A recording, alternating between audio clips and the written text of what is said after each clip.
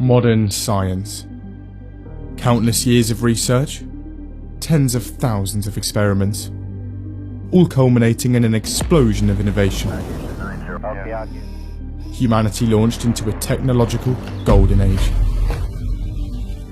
Global communication in an instant. Live broadcasting from any location at any time. Once unimaginable technologies, now becoming a reality. And scientists worldwide are paving the way for more to come.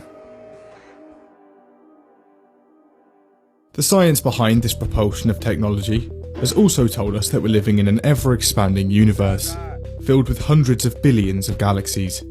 And within one of these galaxies, our solar system, where 8 planets, and a sort of planet but not really, have been rotating around a star for the last 4.5 billion years. And within this solar system, planet Earth. Green, luscious, oxygen-rich. Most can agree on the basic details, but there is a lane of discussion that some don't dare go down. A rabbit hole that runs so deep, you might never come back out. Is the Earth actually flat? Ever since the ancient Greeks began their equations more than 2,000 years ago, the overwhelming consensus has slowly shifted to the viewpoint that the Earth is a sphere. More recently, satellites around the world have managed to capture images of the planet from the depths of space, further cementing a spherical Earth. There's also the mountain of mathematical and scientific evidence, but not everyone was so easily convinced. Alternate theories of Earth's shape have sprung up left, right and centre, but none of them more widespread than flat Earth, a theory that suggests that NASA, world governments, airlines, and basically anyone in the field of navigation have been lying to us about the shape of the planet for the last few decades. Is it true? Has modern technology failed us? Or are scientists hiding the truth? Is there a massive dome covering the planet? Did the notorious Big know something we didn't? Modern flat Earth societies worldwide have been asking similar questions for quite some time, and governments are terrified with the progress they're making. Their main beliefs are the following. The Earth is flat, under a dome, and surrounded by a giant wall of ice. Also, some believe that space is a complete lie, crafted by a man on Photoshop. The sun and the moon are 2 small lights hovering over the Earth within the dome. Gravity isn't a thing. Fake news, folks. And that the entirety of Australia doesn't actually exist. Yow! Prank, baby! All of this because they can't see a curve on the horizon. Their arguments are strong, and they're only getting stronger, as in the last few years, they've assembled a crack team of scientists solely devoted to finding evidence for their theory. They're not quite there yet, but they're getting damn close. Alongside the research division, there are the Flat Earth conventions, where the most educated Flat Earth conspiracy theorists gather to hold intelligent and profound discussions on what's really going on in the shadows. And through the global reach of the internet, Flat Earth has spread far and wide, even to the point where people are actually building entire communities around the theory. Flat Earth music, Flat Earth merchandise, even Flat Earth dating sites. Naturally, the whole thing has also led to a lot of memes and trolling. But with thousands of members, and an end goal to have Flat Earth taught in schools, the Flat Earthers aren't playing around.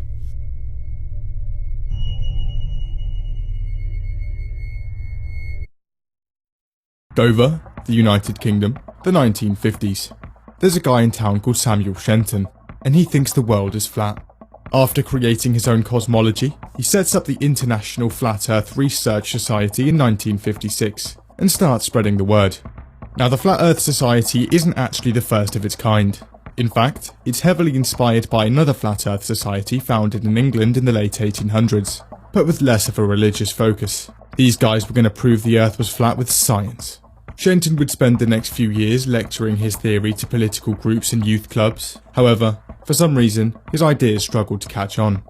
When Shenton died in 1972, the society would come under new leadership, a bloke called Charles Johnson. The membership of the Flat Earth Society would rise to around 3,000 under Johnson's leadership, but began to decline in the late 90s, after a fire at his house. And Flat Earth began to fizzle out. That was until the internet came around. A digital revolution, arguably the most monumental piece of technology ever invented. In with it came new forms of communication, universal access to data, and the development of cutting-edge technologies. Of course, it wasn't all good. But with this flood of new communication came new means to spread information.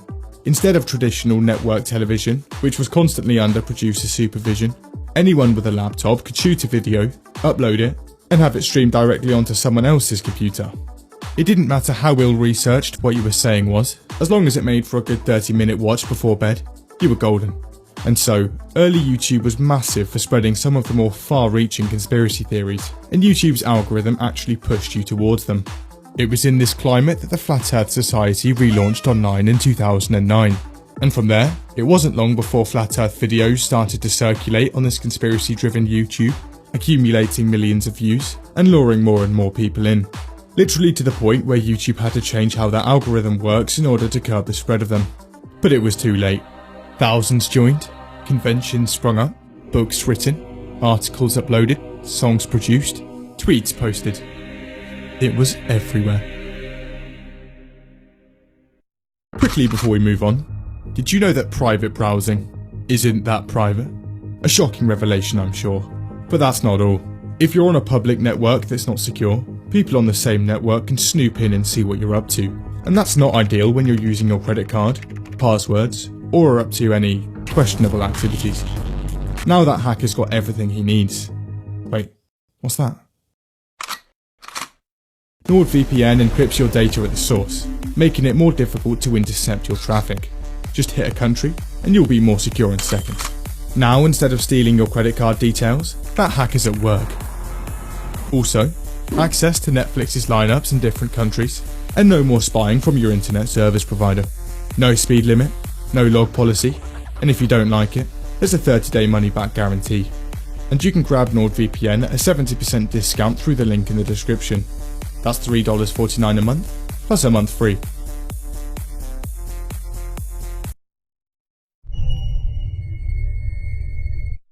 Now, Flat Earth pulls in a few kinds of people. First, there are the people who believe that the few lines in the Bible alluding to a flat Earth should be taken literally, and then there are the conspiracy theorists who get roped in from the jungle of other conspiracy theories online. And although they're all under the same flag, they don't all agree with each other. For instance, not everyone believes in the dome. Some believe that the planet just keeps going on forever. Some also believe that the Earth is motionless, while others believe it's constantly moving upwards. So as well as the arguments with globetards, there's also quite a lot of bickering with each other. The society has also had some critics, most notably astrophysicist Neil deGrasse Tyson, alongside pretty much every other scientist on the planet. But it didn't matter. The Flat Earthers had B.O.B., a rapper that no one had heard about in around 10 years. Inevitably, an online dispute between deGrasse Tyson and B.O.B. sprung up in early 2016. It started out with a few tweets. deGrasse Tyson sees what B.O.B. is posting on Twitter and immediately steps in the ring. The following back and forth on Twitter starts out relatively level-headed, but it doesn't stay that way for long.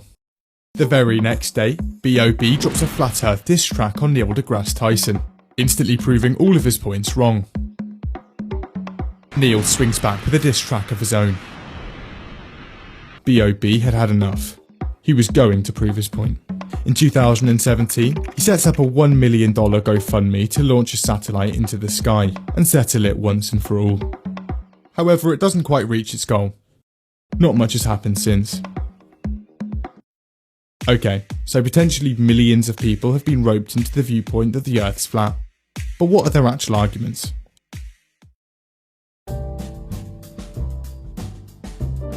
The Flat Earthers' discoveries are incredible. Their arguments proving too logical for scientists themselves. However, there are a few issues with a few of their points. At the base of the society, the Flat Earth model. This is what the entire movement revolves around. There are a few different versions, but they all share the same fundamental aspects. They're flat and surrounded by a wall of ice. Here are the problems with that. To get to this model, they've had to stretch countries out, literally to the point where they're actually no longer proportional. Also, when put into practice, countries on this map are much farther apart than they are in reality. For instance, here is a direct flight from Sydney, Australia to Santiago, Chile, approximately a 7,000-mile journey. QF27 is a 12-hour flight. However, if the world looks like this, you're looking at a distance of around 17,000 miles. And that's going to take a lot longer than 12 hours. In fact, the plane would have to travel at almost twice the speed of sound. Flat Earth's response to this? The flights don't exist.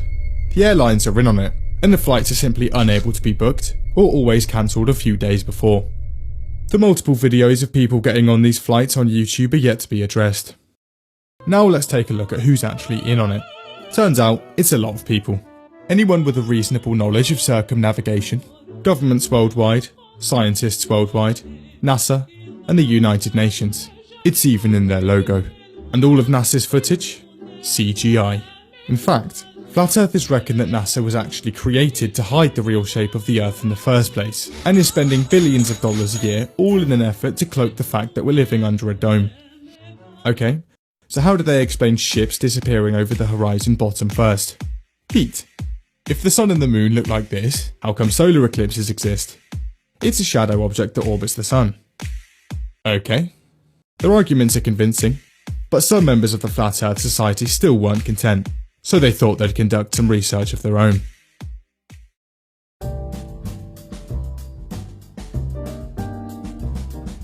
It's 2017, and Flat Earther Mike Hughes looks up to the sky. He doesn't believe the lies, and wants to see the so-called curvature of the Earth with his very own eyes. So he plans to build a homemade rocket to do so, but first he needs $20,000. He crowdfunds $8,000 and gets to work on building the rocket. After months of assembly, November 2017 finally comes around. But at the very last minute, the Bureau of Land Management tell him he's on public land and not allowed to launch. A few months later, he's ready to launch again. But on the 26th of March, he's ready to launch for a third time. And it finally happens. He soars almost 2,000 feet into the sky before coming back down to Earth. A successful launch, but not quite high enough to see the curvature of the planet for quite some time.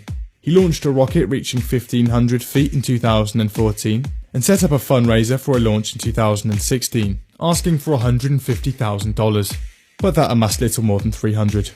However, after suddenly declaring himself a flat earther in 2017, Hughes managed to crowdfund almost $10,000. Tragically, Mike Hughes passed away early this year, after an early deployment of a parachute during his latest rocket launch.